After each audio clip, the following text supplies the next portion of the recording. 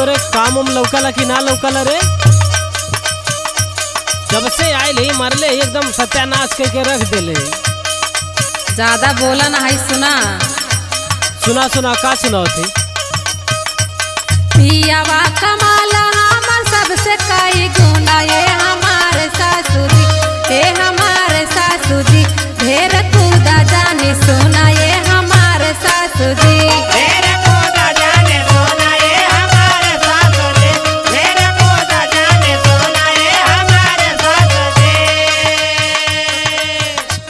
पियावा कमाला हमर सबसे कई गुना ये हमारे सासुजी, ये हमारे सासुजी ढेर कूदा जाने सोना ये हमारे सासुजी।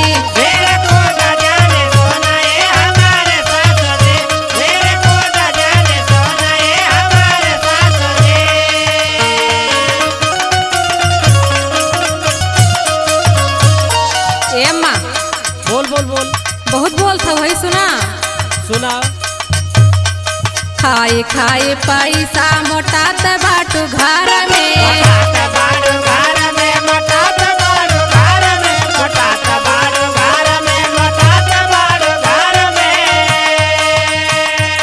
पियावा के संग जारी हम तो सहारा में।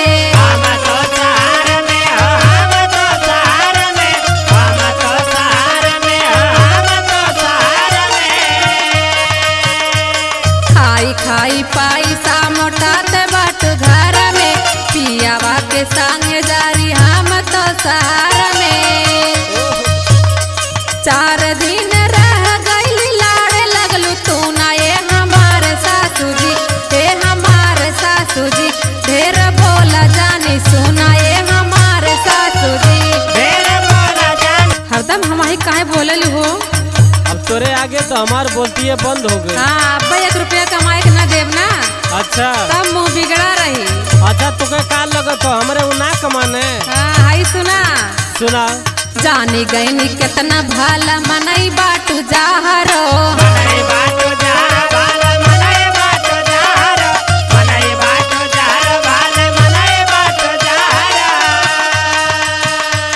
देवे न कमाई के मुँह बिगड़ी तोहरो।